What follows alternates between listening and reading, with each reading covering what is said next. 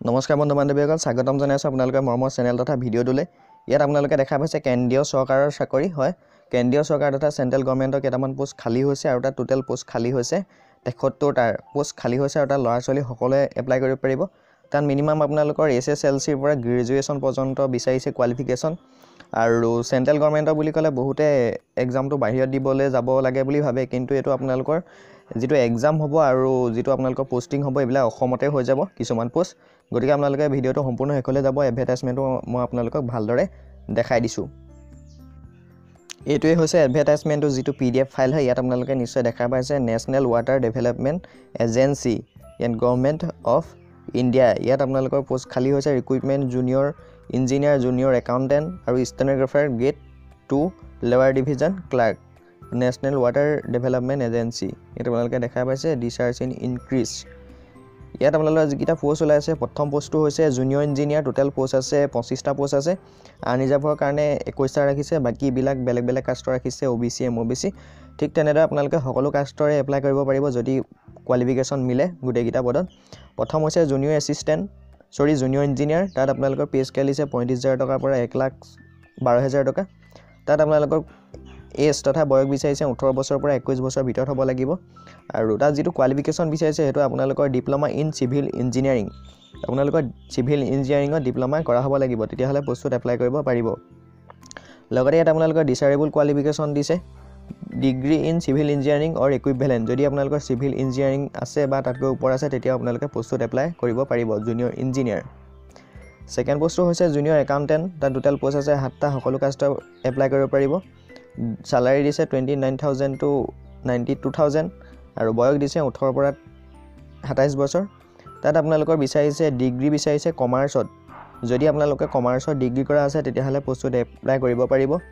লগতে ডিজাৰেবল বিচাৰিছে আপোনালোকৰ 3 বছৰ এক্সপিৰিয়েঞ্চ থাকিব লাগিব হেণ্ডিং কমাৰ্চিয়েল একাউণ্টছত, যিকোনো আপোনালোকে কাম কৰা হ'ব লাগিব। লগতে এক্সপিৰিয়েঞ্চ থাকিব লাগিব ফাইনেন্স এণ্ড অডিট ডিপাৰ্টমেণ্টছত। আপোনালোকে চেণ্ট্ৰেল নাইবা গভৰ্ণমেণ্টৰ যিকোনো অট'নমাছ বডিছত আপোনালোকে কাম কৰাৰ এখন চাৰ্টিফিকেট লাগিব। ঠিক আছে। তাৰ দ্বিতীয় নম্বৰ পোষ্টটো হৈছে ষ্টেন'গ্ৰাফাৰ গ্ৰেড 2। টোটেল পোষ্ট আছে 8টা আছে। সকলো কাষ্টৰ কেণ্ডিডেট এপ্লাই কৰিব পাৰিব। চালাৰী 25,000 to 81,000 দিছে আৰু এজ দিছে 18 পৰা 27 বছৰ।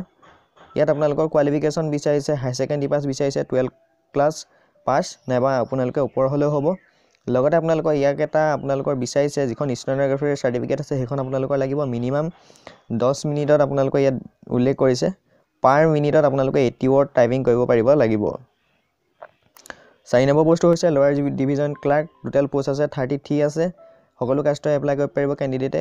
চালাৰী দিছে 19,000 to 63,000, এজ 18 পৰা 27 বছৰ। তাত আপোনালোকৰ কোৱালিফিকেশ্যন বিচাৰিছে মেট্ৰিকুলেশ্যন, অৰ্থাৎ আপোনালোকে মেট্ৰিক পাছ কৰা হ'লে পোষ্টত এপ্লাই কৰিব পাৰিব। কিন্তু আপোনালোকৰ ইয়াত এটা উল্লেখ কৰিছে আপোনালোকৰ যিটো টাইপিং স্পীড, আপোনালোকৰ ইংলিছৰ টাইপিংটো 30টা ৱৰ্ড আপোনালোকে টাইপিং কৰিব লাগিব প্ৰতি মিনিটত, 30টা ইংলিছত পাৰ মিনিট। আৰু হিন্দী আপোনালোকে পাৰ মিনিট টাইপ কৰিব লাগিব 25। যদি আপোনালোকে কম্পিউটাৰ চাৰ্টিফিকেট আছে আৰু যদি এইটো আপোনালোকে টাইপিং কৰিব পাৰে তেতিয়াহ'লে আপোনালোকে মেট্ৰিক পাছ হ'লে এপ্লাই কৰিব পাৰিব বা হায়াৰ ছেকেণ্ডেৰী পাছ হ'লেও পোষ্টত এপ্লাই কৰিব পাৰিব। তাত টোটেল আপোনালোকৰ 33 পোষ্ট আছে। লগতে আপোনালোকৰ ডিচাৰেবল কোৱালিফিকেশ্যন দিছে নলেজ যদি আছে কম্পিউটাৰ অপাৰেটিং ছিষ্টেম বা কম্পিউটাৰ আপোনালোকৰ পেৰিফেৰেলছ, তাত আপোনালোকে এপ্লাই কৰিব পাৰিব। জাষ্ট আপোনালোকৰ মেট্ৰিক পাছ আৰু এইকেইটা পাৰিলে এপ্লাই কৰিব পাৰিব। তাৰপিছত ইয়াত আপোনালোকৰ উল্লেখ কৰিছে যদি আপোনালোকৰ কোৱালিফিকেশ্যনটো মিলে তেতিয়াহ'লে আপোনালোকে অনলাইন যোগেদি এপ্লাই কৰিব লাগিব আৰু 22 ফেব্ৰুৱাৰী আগত এপ্লাই কৰিব লাগিব। ঠিক আছে। তাৰপিছত আপোনালোকৰ ইয়াত বাকী দিছে কি দিছে মই সকলোখিনি আপোনালোকৰ আগত জনাই দিছোঁ। এতিয়া আহিলে এপ্লিকেশ্যন ফিজটো আপোনালোকে দিব লাগিব। জেনেৰেলসকলে আৰু OBC সকলে দিব লাগিব 650 টকা আপোনালোকে পে' কৰিব লাগিব। এইটো অকণমান বেছি হয় এপ্লিকেশ্যন ফিজটো। আৰু ST SC সকলে 450 টকা ফিজ দিব লাগিব। চিলেকশ্যন প্ৰচেছটো আপোনালোকৰ হ'ব ঠিক তেনেদৰে হ'ব। বাকীবিলাক হাউ টু এপ্লাই আপোনালোকে অনলাইন যোগেদি এপ্লাই কৰিব লাগিব। বাকী ইয়াত একো লিখা নাই, আপোনালোকৰ সেইটোৱে লিখিছে। ইয়াত আপোনালোকৰ পোষ্টটোৰ সকলোখিনি হৈ যাব। ইয়াত আপোনালোকে দেখা পাইছে এক্সামিনেশ্যন চিটি, এইটো আমাৰ গুৱাহাটীত আছে। গুৱাহাটী দিব আপোনালোকৰ এক্সামিনেশ্যন আৰু যোনখিনি আপোনালোকে পাছ কৰে তাত আৰু অসমতে পষ্টিং দি দিব। ঠিক আছে। সো ভিডিওটো ইমানখিনিয়ে। যদি আপোনালোকে কিবা বুজি নাপায় ভিডিওৰ তলত কমেণ্ট কৰিব আৰু যদি ভিডিওটো ভাল লাগিলে নিশ্চয় এটা লাইক কৰিব। লগতে আপোনালোকৰ ফ্ৰেণ্ডসকলক ভিডিওটো সকলোতে শ্বেয়াৰ কৰি দিব। আৰু যদি আপোনালোকে প্ৰথমবাৰৰ বাবে ভিজিট কৰিছে তেতিয়াহ'লে চেনেলটো নিশ্চয় ছাবস্ক্ৰাইব কৰিব, তেতিয়া যিকোনো ইনফৰমেশ্যন পাই থাকিব আপোনালোকে, লগতে ছাইডৰ বেল আইকনটো দবাই ৰাখিব। চ' এতিয়ালৈ ইমানেই, বাই, ধন্যবাদ।